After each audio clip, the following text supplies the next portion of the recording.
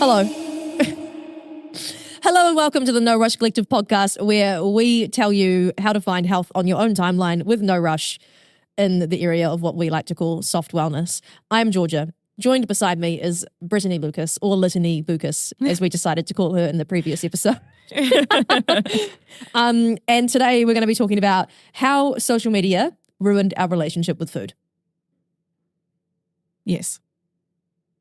Any pipeline thoughts? Or do I need to ask you a question to get us started? Yeah, I'm going to ask you a Ask question. me a question. If you were a biscuit based on your personality, what biscuit would you be and why? Because I already have an answer for what biscuit you are. For what biscuit I'd be. Yeah. Tick tock, tick tock. Hundreds and thousands. Why? Because of the sprinkles. I feel like I'm a sprinkly kind of gal. You don't think? Can you describe? Like personality. What's a sprinkly personality? No.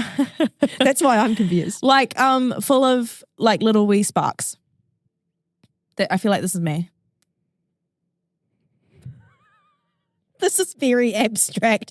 Okay, I put you as a Shrewsbury. Shrewsbury? I also thought Shrewsbury. Yeah, no, Why? I genuinely thought you were Shrewsbury. Why? Because it's kind of like soft and cuddly and nice in the middle, but Yeah. like OG classic. And also it's kind of really like aesthetic. So you know how you have like Britney's whole bedroom is like out of a magazine. It's Yeah. insane. They literally used it for an ad. The bedpost ad, that is Brit's bedroom.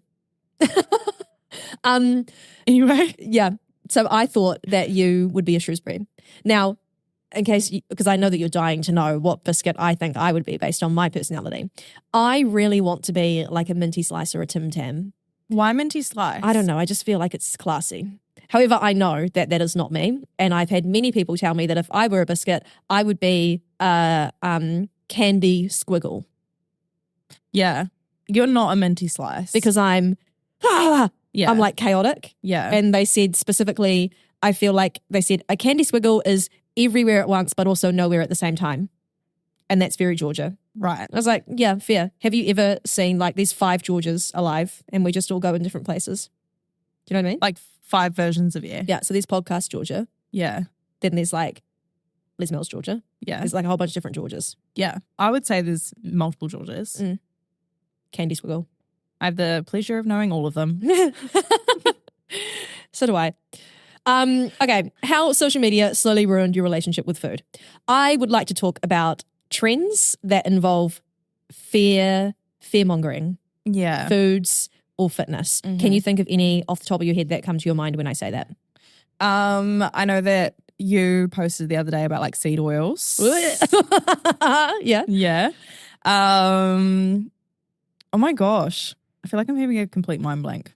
If we go on the topic of seed oils, because in all fairness, this needs to be a whole podcast episode in itself, and I'm very happy to release that and talk about the research and what my opinion is based on scientific evidence and fact and not influencer opinion. The New Zealand Heart Foundation released a position statement on seed oils, and these are the people that are responsible for our like healthy heart guidelines, and they want to make sure that people have good health, basically. And I know some of the nutritionists that are on that board, and I love and appreciate their work. They're awesome and amazing. And they basically said that it's a lot of misinformation, that seed oils can actually be beneficial, and that some of the research is pretty biased, or like seed oils are used as like a proxy for highly processed foods because they tend to come in processed foods, and that just, anyway, whatever. Basically, they concluded that it was, to some extent, a kind of a fat lie that's just made people scared of food. Yeah. Another thing that is out there to make people frightened of what they eat. Yeah.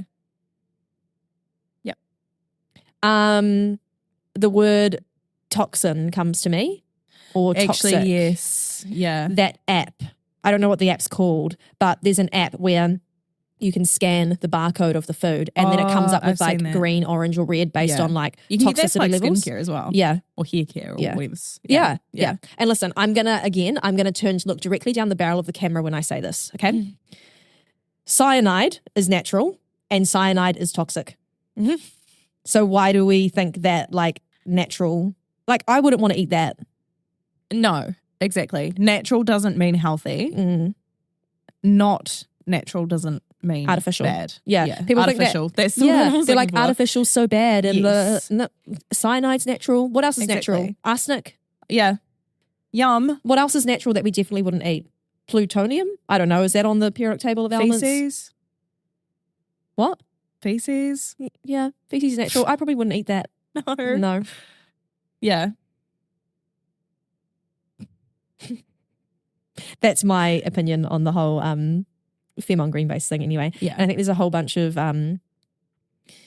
people that have big platforms and they make big platforms based on fearmongering. I did like this whole reaction series on my Instagram that I thought was really interesting, Mhm. but obviously doesn't get that good of an engagement because I'm not giving out information that's actually that toxic and scary that makes people interact and share to people. Because, you know, like if you see something scary, like if someone says, oh, whatever you do, don't eat beetroot because it causes Yeah. cancer, you're going to be like, Oh my crap, God, I need to I send know that. this person who eats beetroot. Yeah, you're going Yeah. to send it to everyone that you know to make sure that they're taking care of themselves and doing okay. And that boosts that video and does more and more and more. Mm. Whereas the person that tells you, actually, it's more complex than that, like, blah, blah, blah, you're going to be like, boring, next, didn't catch my Yeah. attention in the first 3-5 seconds. Yeah. And that's part of the issue with nutrition knowledge online is that if it's not in that first instant, then you are screwed. And it's the clickbait. yeah, and a lot of nutrition advice actually isn't clickbait-based stuff. It's just real, Yeah. everyday, boring. Exactly. Health advice is boring, Yeah. unfortunately. And if it's boring, it probably is correct because it's Mhm. based on a myriad of research. Mhm.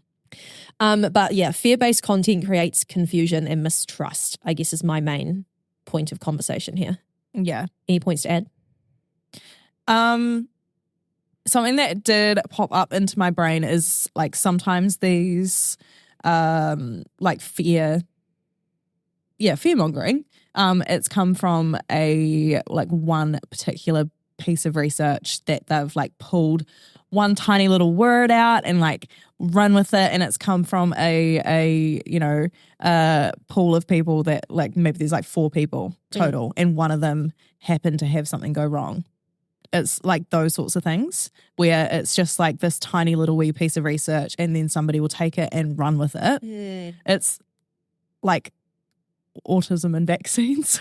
Like that came from such a tiny little wee, that was bad research basically. Yeah. And I mean, we don't have to go into the whole vaccine conversation No. because, again, a whole nother podcast episode and we are pro getting the care that you need. Yes, please get vaccines. Yes. But Oh, yeah, what's it's the other exactly thing? the same thing though. Like, Yeah. One tiny little piece of information or one tiny little piece of something that's come out of one single paper and then that's just taken and run with when there's like a million other papers that actually contradict that information. Yeah. Yeah.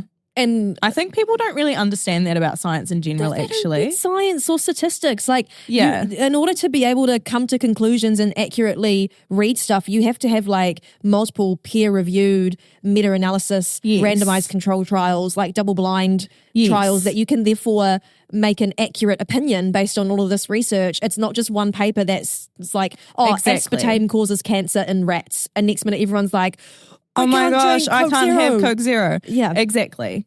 Like, and I think that's actually a really important thing for people to understand about science as well, is that like research does come from, or like your facts, your scientific facts come from heaps and heaps and heaps of research. They do not come from one paper. Mm. That's But then you'll see someone that goes like, oh, here's this one paper that I read, and they pull it up and then they're like, blah, blah, blah, Yes. blah, blah, blah. Yeah. And then because someone who doesn't understand science, who doesn't have any statistical background, which is fairly a lot of people because not Yeah. everyone wants to study science, and which that's is all not their good. fault. No. Yeah. But you would read that and you would be like, oh my God, that is a professional study and it's telling me this. Mm-hmm. Yeah. But actually, for every piece of research that you find, you can find a paper that says the exact opposite. Yeah.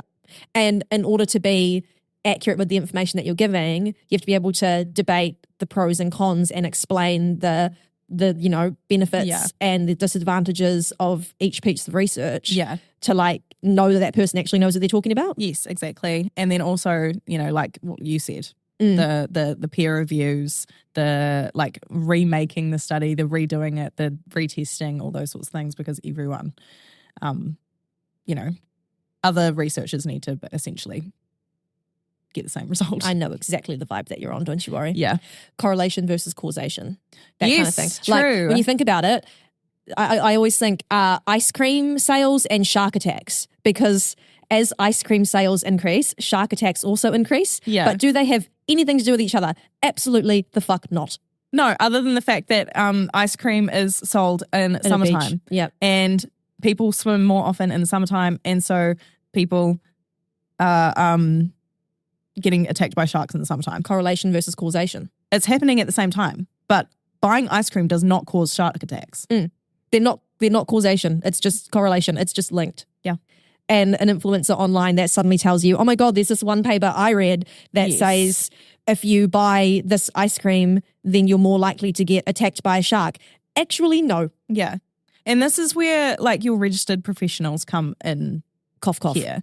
Cough, cough. So you're registered, not me, but like your registered nutritionists or your doctors, your nurses, your physios, those sorts of things. And just to confirm, They are Britt, trained. Yeah, Britt has a degree and Yeah, like I've got a understands all the Bachelor of research. Science. Yeah, I'm she's not- pretty intelligent with this kind of research sort of thing. So I'm just not because coming she's completely not, from nowhere. yeah, just because she's not a registered nutritionist doesn't mean that Yeah. she doesn't have a very valid opinion on this topic. Yes, yeah, exactly. But yeah, like your registered nutritionists and your doctors and your physios and all of your health professionals, your pharmacists, they are trained to read that research, and then that is where you should be getting your information from.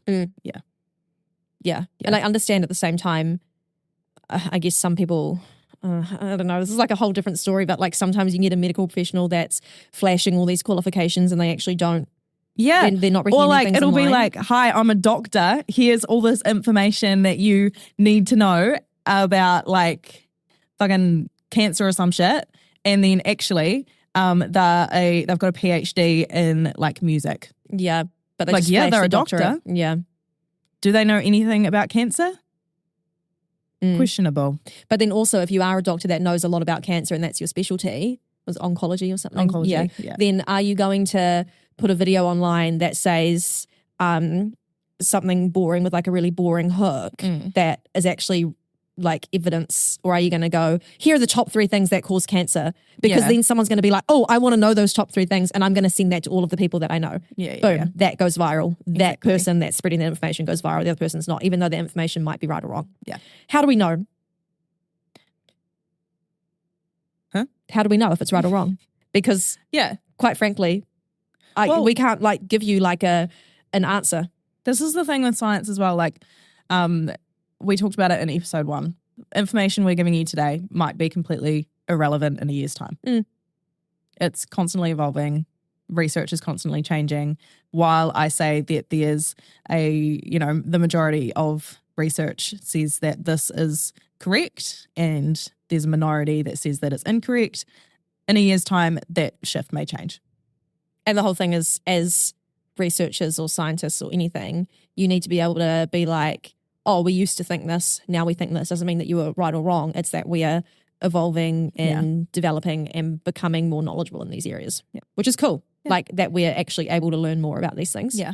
But at the same time, I don't think anyone's going to discover that vegetables kill you.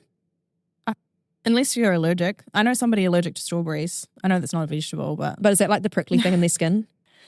no, anaphylactic. Really? Yeah, it's Oh, my uncle. you don't hear about that often. And specifically strawberries, like not pineapple or anything Strawberries. else related? Specifically strawberries. Wow. Well, I cool. know. So like he can have berry coulis as long as it's not got strawberry in it.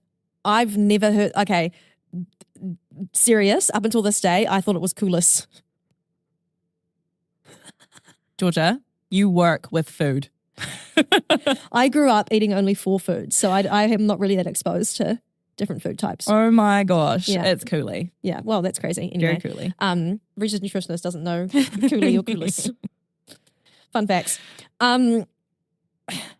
I think the main thing that we can do to learn if something's actually information or not is question as to whether it's a viral trend or not. Yeah. Because get the laptop back working, because most things that are going viral right now are viral trends and not necessarily applicable information. Yeah. Like seed oils Yeah, like to a seed certain oils. degree. Yeah. Yeah. But we can do a whole different podcast on that to go into it. One of my takeaways though would be and I say this to a lot of people that I work with as well, is audit the people that you follow. If any information or anything is making you feel stressed or scared or frightened, or making you like, if you see a video and you go, shit, I need to send this to my mum to make sure that she's not doing this, don't follow those people, restrict those accounts so they don't pop up, because any, like, not even nutrition or fitness, but any health advice or anything that you get should be something that makes you feel confident and empowered to then make a change or to continue doing what you're doing, or just make you feel educated and supported. Yes. And someone that shits on what you're doing, or tries to make you change your behavior from a point of creating fear is an intense red flag that needs to be cut out completely. Yeah, exactly. We don't want you to be scared. No. And it's not scary. It's just eating. I'm very careful with all my content that it's very, it just makes people feel good. Yeah. But a lot of the stuff, like the stuff that I have posted that's borderline on fear-mongering, has probably done better, which is quite sad in itself, to be honest. Yeah. And imagine like teenagers that are coming on to social media these days, and that's the stuff that they're going to be seeing. Exactly. Like, I mean, we had it bad. A million times worse now. Yeah. I bet if we searched up like nutrition advice, I genuinely wonder what would actually come up. Yeah. I wonder if we searched up nutrition advice. Sorry, I'm pushing the table. How dare you push my table? Britt's just sound, over here I bet like the sound guy's real happy with that. She's just knocking everything over. I wonder if we searched up nutrition advice, I wonder how long it would take for you to be like, yeah, actually that's a really good video, or that's a really good Oh my God. Well, first of all, I've searched nutrition advice and I found a nutritionist that I really love. Brash Nutrition is his page. Oh, okay. And he's gone straight away. 5 things I prioritize in my diet. But again, this is curated to me. Yeah. And I'm like, is that the reason why I'm seeing things like this? This is very true. So I wonder if we search on someone else's page if it was different. Because I've really like filtered all of my things. Shall we try mine? Yeah, I'm kind of interested to find out, hey. Yeah, what's Britt's algorithm like? I've done this on a workshop before where I've gone and searched in front of people, like screen mirrored my phone to the PowerPoint presentation and screen mirrored it and then search something and then go through and actually review the advice. And it's really interesting to review it on the spot. People find it quite, okay. 8 nutrition tips worth remembering. Oh.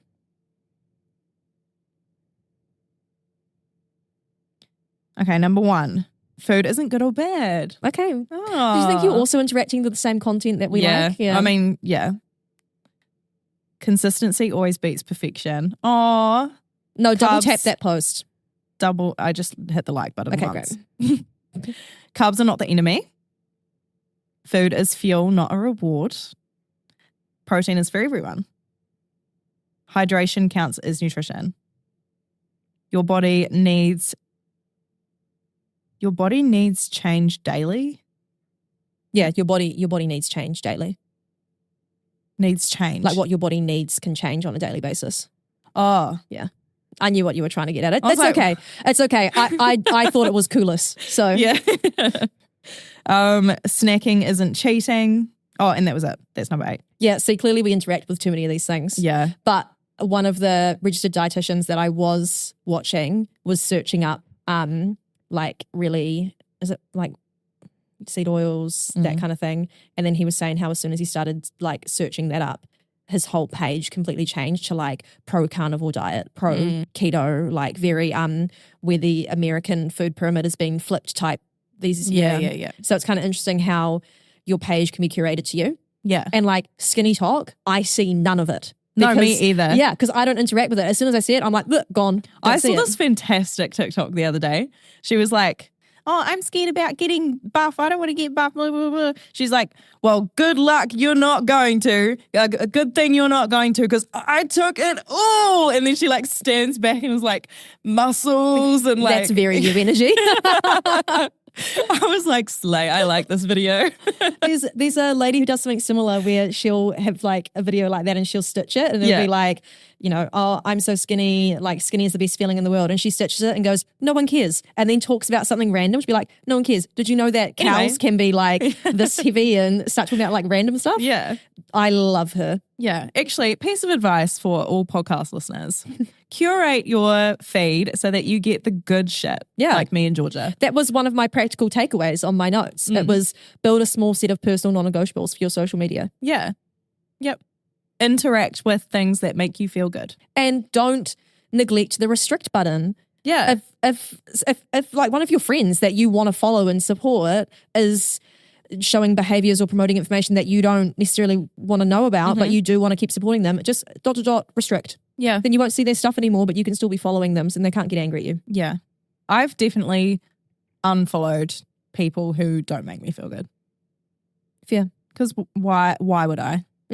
Life's too serious these days, and it Yeah. can be really depressing and overwhelming. And why would you want your social media to be something that feels that way when it could just be something that's like happy dog videos and, you know, Exactly. fun stuff like that. Exactly. Or at least information that doesn't make you feel overwhelmed and stressed. yeah. Anyway, that brings us to the end of this very important conversation, because social media keeps warping our perceptions on nutrition and fitness and wellness. And I think if there's any main takeaway, do your own personal audit of your page. Yeah. If something's causing negative emotions or fear or anything, get rid of it. Yeah. Scroll on. Find somebody credible to follow who makes you feel good. Cough, cough. I personally recommend No Rush No Collective. Rush Collective and Georgia Mia Just and shameless. Brittany Lucas yeah. as well. Yeah. Shameless I don't think self-promo. I'm a very scary person, so No. I think I'm very warm and loving. I think I'm very woman loving. Before we conclude, again, massive thank yous to our sponsors, Walsh and Beck, for letting us use this amazing space and having this set up for us, because these mics by themselves wouldn't know what I was doing. Yeah, that's a story. The acquisition You got it. Yeah, The I believed in acquisition. you. of the mics is a story that we will share at some point. Next episode. Yeah. You better hang on to that. Thank you guys for listening. We'll chat to you next time.